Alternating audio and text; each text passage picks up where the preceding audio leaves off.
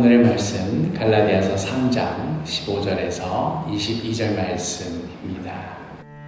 형제들아, 내가 사람의 예대로 말하노니 사람의 언약이라도 정한 후에는 아무도 패하거나 더하거나 하지 못하느니라. 이 약속들은 아브라함과 그 자손에게 말씀하신 것인데 여럿을 가리켜 그 자손들이라 하지 아니하시고 오직 한 사람을 가리켜 내 자손이라 하셨으니 곧 그리스도라. 내가 이것을 말하노니 하나님께서 미리 정하신 언약을 430년 후에 생긴 율법이 폐기하지 못하고 그 약속을 헛되게 하지 못하리라. 만일 그 유업이 율법에서 난 것이면 약속에서 난 것이 아니니라. 그러나 하나님이 약속으로 말미암아 아브라함에게 주신 것이라. 그런즉 율법은 무엇이냐? 범법함으로 더하여진 것이다. 천사들을 통하여 한 중보자의 손으로 베푸신 것인데 약속하신 자손이 오시기까지 있을 것이라. 그 중보자는 한 편만 위한 자가 아니나 하나님은 한 분이시니라.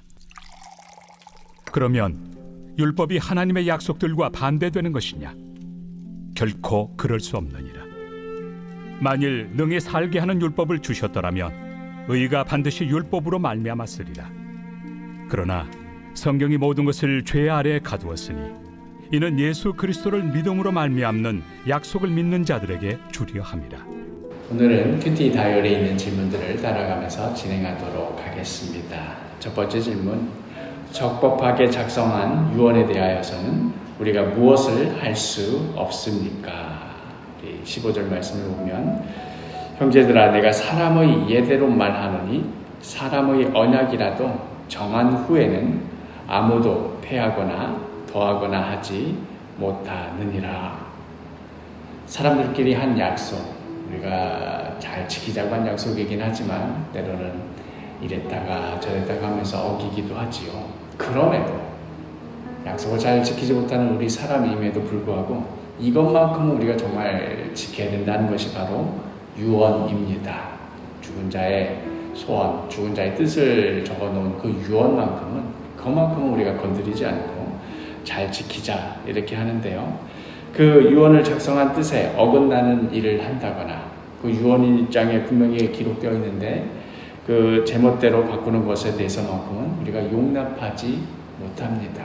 이것이 오늘 본문에 나오는 사람의 예대로 우리 살아가는 세상의 법칙이 이러할진데 심지어 하나님의 언약에 대해서는 어떠하겠는가 하는 것이 이 바울이 지금 말을 하려는 의도입니다. 그러면서 이어지는 말씀이 두 번째 질문, 따라서 하나님의 언약에 대해서 무엇을 할 수가 없는 것입니까? 17절에 내가 이것을 말하노니 하나님께서 미리 정하신 언약을 430년 후에 생긴 율법이 폐기하지 못하고 그 약속을 헛되게 하지 못하리라.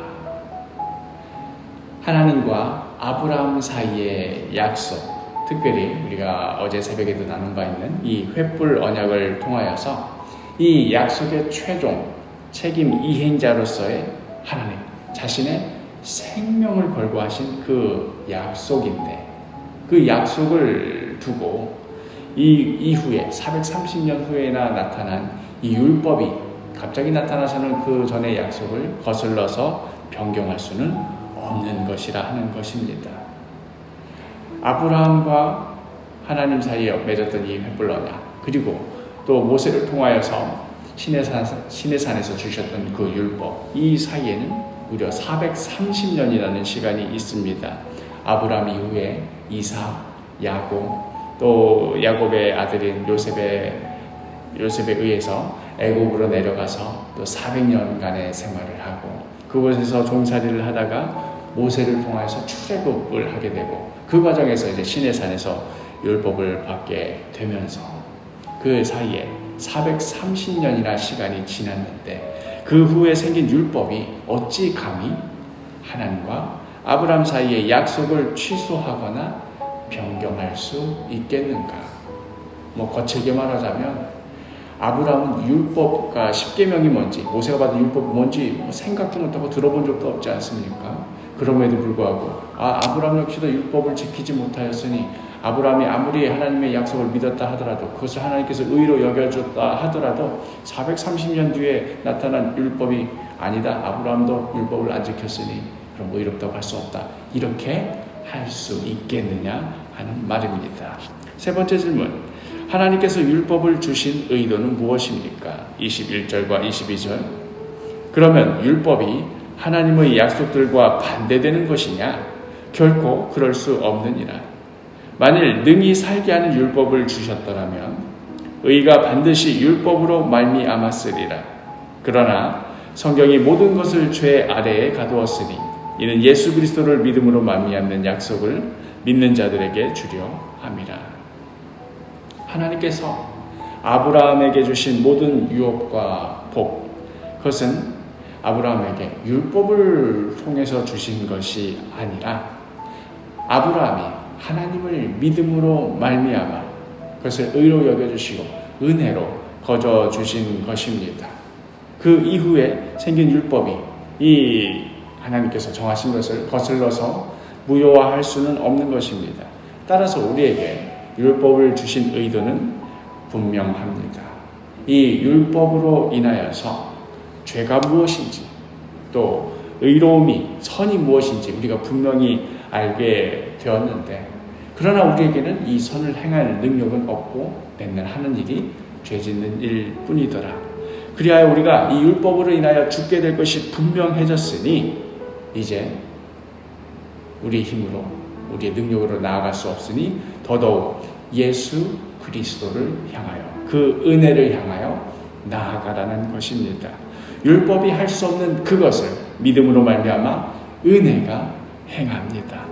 율법으로 인하여서 우리가 얼마나 죄인인지 우리의 힘과 능력과 의지로는 하나님의 의로우심에 다가가기가 얼마나 불가능한 것인지 그리하여 우리가 얼마나 죽을 수밖에 없는 존재인지 다른 방법이 결코 없구나. 죽었다 깨어나도 우리는 여기를 통과할 수가 없구나 하는 것을 분명히 확인하고 그리하여 오직 예수만이 오직 하나님께서 열어놓으신 은혜의 구원만이 우리에게 살 길임을 율법을 통하여서 우리에게 보여주시고 가르쳐주는 것이죠. 율법이 가르치는 방향은 하나님의 은혜가 아니면 너희는 죽을 수밖에 없다. 그러므로 하나님께 나아가라 하는 그것뿐입니다. 아브라함이 죽었다 깨어나도 스스로 자손을 만들 수도 없고 없던 땅을 만들어서 자신의 유업으로 삼을 수도 없었습니다. 그러나 하나님의 은혜로 그 약속을 받았고 하나님께서 그 약속을 친히 성취하셨듯 또 그것을 아브라함이 믿어서 하나님께서 그를 의로 여겨주셨듯 우리 역시도 예수를 믿는 우리 역시도 오직 그 믿음으로 말미암아 아브라함이 받았던 그 약속, 그 복 우리도 받아서 구원 백성이 되는 것입니다. 마지막 질문. 우리가 신앙생활을 하면서 나도 모르게 믿음으로 주어지는 은혜를 저버리고 자꾸만 눈에 보이는 율법의 어떤 조건들을 추구하는 것이 있다면 그것은 무엇입니까? 은혜가 중요하다라는 것 우리가 너무나 잘 알아서 그래 우리가 은혜로 살아가야지 율법에 따라서 살아가면 안 되지 율법에 의존하여서 살아가면 안 되지 우리가 이렇게 생각을 합니다마는 그러나 입술은 그렇게 고백하지만 실제 우리의 삶이 어떠한가 되돌아보시기를 바랍니다. 율법인가 은혜인가 율법에 따르는 삶을 사는가 아니면 은혜를 따르는 삶을 사는가를 잘 알아볼 수 있는 우리 스스로를 되돌아보면서 내가 과연 은혜로 살아가는가 율법으로 살아가는지 잘 알아볼 수 있는 중요한 지표 중 하나는 바로 감사하는 마음입니다. 나는 율법을 잘 지켰어. 나는 이러이러한 것들을 잘 지키기 어려운 것인데 그 어려운 것을 내가 해냈어 하는 이러한 것이 삶의 중심인 사람에게 감사의 마음이 있을 리가 없습니다. 참 내가 뭘 했어를 드러내는 것은 잘하여도 그것 때문에 감사하다. 그것 때문에 참 그분 덕택에 그 일 덕택에 내가 이렇게까지 올 수 있었다. 이런 마음을 갖기가 어렵습니다. 반면 나는 그럴 수가 없었는데 그럴 가치가 없는데 그럴 만한 무언가를 행하지 못하였는데 그럼에도 나에게 이러한 은혜가 주어지다니 그럼에도 나에게 이러한 사랑이, 이러한 용서가 주어지다니 너무나도 감사하다. 나는 그럴 자격이 없는데 나는 이러이러한 것들을 받았다 하는 감사.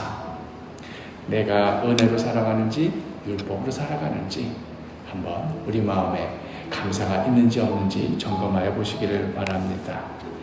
은혜로 살아가는 사람들은 감사로 살아가는 사람들이기도 합니다. 과연 내 삶에 감사가 넘치는지 시간 진실하게 되돌아보시며 오늘 하루도 내가 받은 그 은혜와 사랑에 감사하며 또 우리 이웃들에게 감사의 마음을 표현하며 살아가는 복된 하루가 되기를 간절히 축복합니다.